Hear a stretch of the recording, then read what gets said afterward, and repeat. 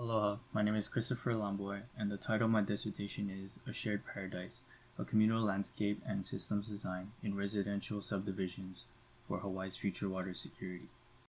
With the help of my doctoral chair, Wendy Maguro, and the committee members, Michael Roberts and Ramsey Tom, we were able to analyze the feasibility of the integration of both rainwater and graywater systems in a public and private landscape.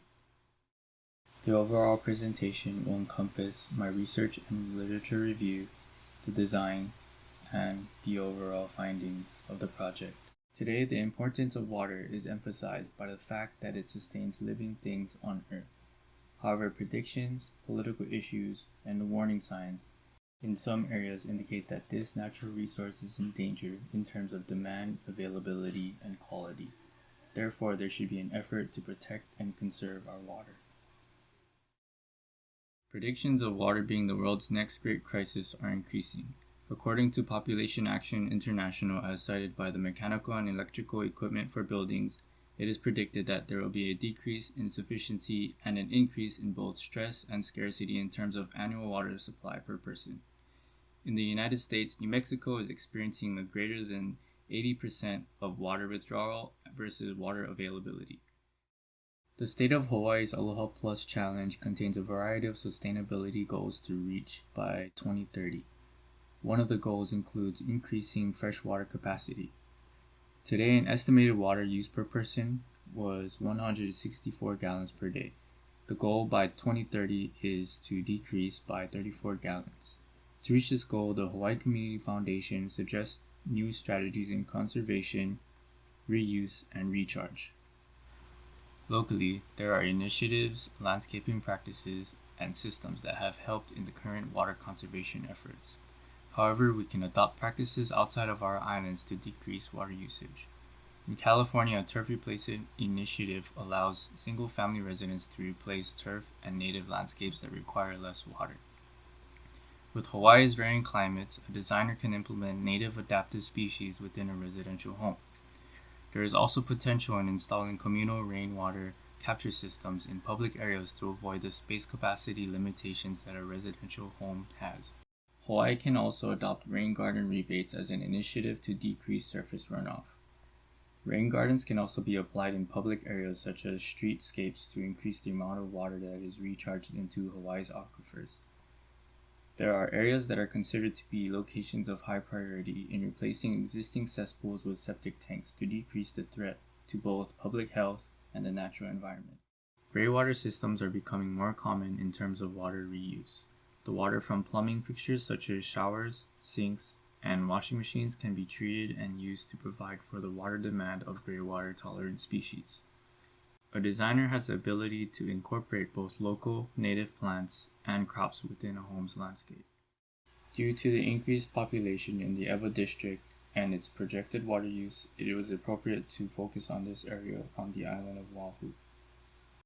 In the article Our Water World, it states that the Board of Water Supply provides the most water to single-family residential homes in front of both multi-family residential and commercial buildings. The 2016 Water Master Plan provides Board of Water Supply guidelines accounting for recent trends in conservation. A single-family duplex unit has the highest standard in gallons per day per unit with 400 gallons. Another aspect of this research and design project was to create a place that has a unique quality of life. As we evaluate the living environment of the single-family homes, do we consider it to be a place of paradise? Designers can have the same sustainable mindset of the ancient Hawaiians by promoting community involvement, and together they'll be able to protect and improve their own living environment to create this place of paradise. Rather than being prescriptive, the Paradesign chart was created as a guide to help designers to evaluate a project to reach both local and global sustainable goals. This chart adopts Hawaii's goals from the Aloha Plus Challenge in order to enhance a project's features. Each goal has other benefits aside from the effects of conserving, recharging, and reusing water. This is due to the inclusion of goals from other Aloha Plus categories such as local food production and consumption, solid waste reduction, smart sustainable communities, and green workforce and education. Requirements from the categories of the LEED credit library were included in the chart. This includes credits in categories such as existing homes and new construction, existing communities, and residential single-family projects.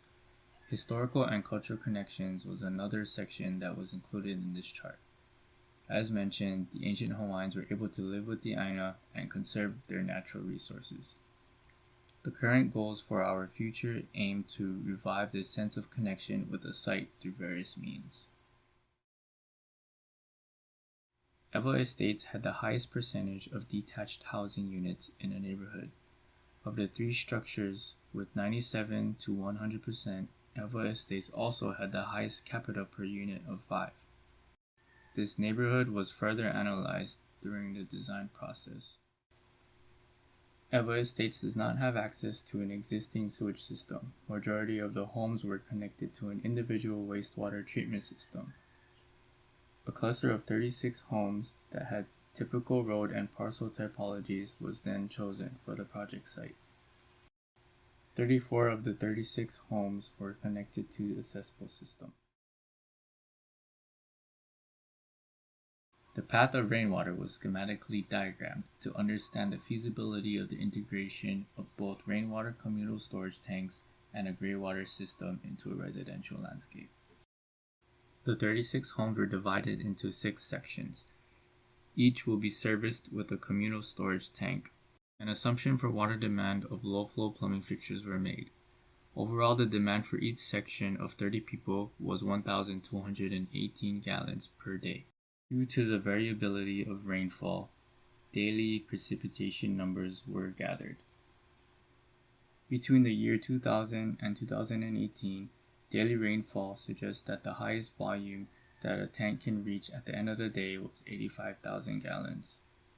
However, other simulations in 5,000 gallon increments were made. A tank that was half the size of the highest possible volume was able to provide just less than 1% of the total daily water demand met in the span of 18 years. In this graph, a constant rate of change was drawn to identify when a tank volume began to experience a significant difference in percentage of change.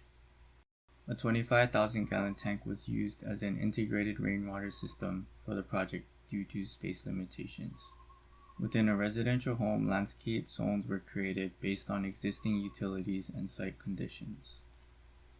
Both the rainwater and greywater systems were designed so its network of plumbing for collection and distribution did not interfere with existing utilities. This plan shows how areas of a neighborhood can be retrofitted to integrate a collection tank and greywater system in both public and private areas. It focuses on the different road typologies and flexibility of designing a system in any neighborhood. A community volunteer program can help with retrofitting projects through a series of practices. They can learn about creating rain gardens and edible gardens and replacing hardscapes with pervious surfaces to reduce runoff. The Board of Water Supply can potentially sell affordable services in installing and maintaining systems. There is also a possibility of students from nearby schools or even those within or outside of the neighborhood to help develop the site.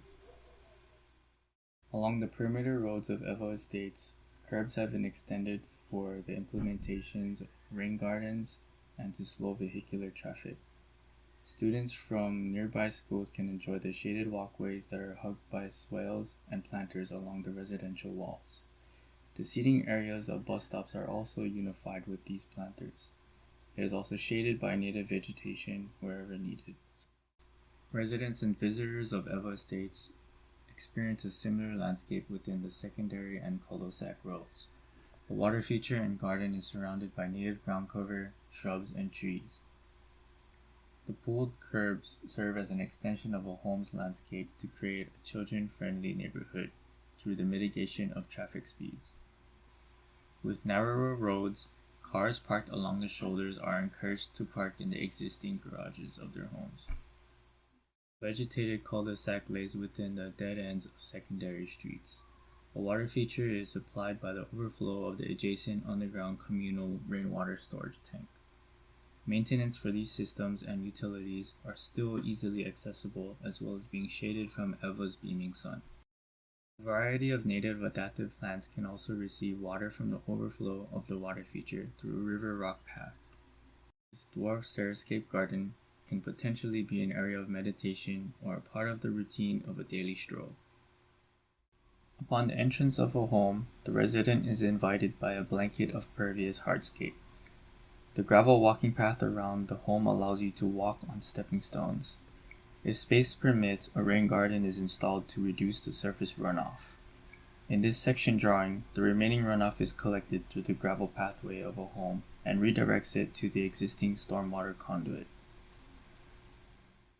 The largest area for an open lawn space is dedicated for the gray water system.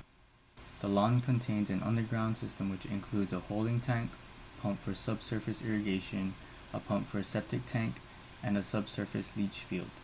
This area is also vegetated with local gray water tolerant vegetation. Adjacent to the gray water zone is the edible garden zone. Continuing Eva's agricultural past, residents are growing their crops, which was a noticeable existing characteristic within the Eva Estates neighborhood. Plants nearest to the gray water zone are also local and gray water tolerant. In this general landscape plan for residential homes, there is an opportunity for interaction with neighboring residences through an elevated pervious platform. It also serves as an area for exchange of produce which are grown in their own home. Potted plants can also collect and retain water to provide for the irrigation water demand. Rain travels from the home's roof into a gutter and eventually into a downspout. Here, the water that enters the first flush diverter falls onto the gravel path that wraps around the home. The cleaner water is directed into a basin which has a mesh fabric that further filters small particles found in collected rain. Following the basin is a shared underground piping network between two homes. This reduces cost, labor, and materials during the construction phase of the retrofit. Within the underground piping's immediate surroundings is the native adaptive planting zone. These plants require less water to maintain as they are accustomed to Eva's low precipitation.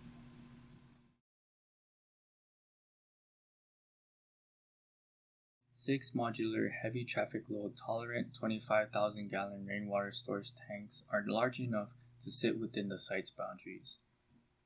It can provide for about 18% of the days between the year 2000 and 2018 based on daily precipitation data, roof square footage, and daily water use per storage tank. The tank is still able to provide for partial daily water demand for about 885 days.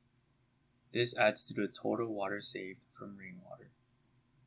If a 25,000 gallon storage tank was installed in the year 2000, about 1.5 million gallons of rainwater is potentially used in days that the daily water demand is fully met.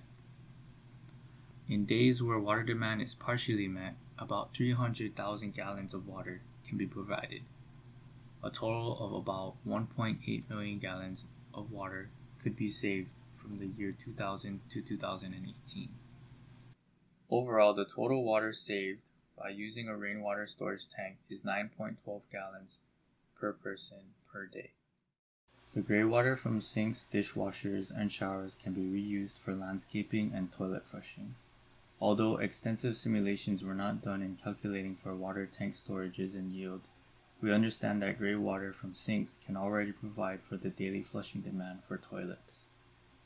This reduces the water demand per person by 6.5 gallons. If a rainwater capture system and a gray water system was implemented in both the private and public spaces, a total of 15.6 gallons per capita per day can be saved in water demand.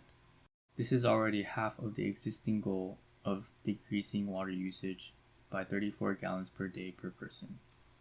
Although the simulations were not made, in calculating the amount of water needed to maintain the new landscape, proposed vegetation is able to maintain itself through Eva's natural rainfall.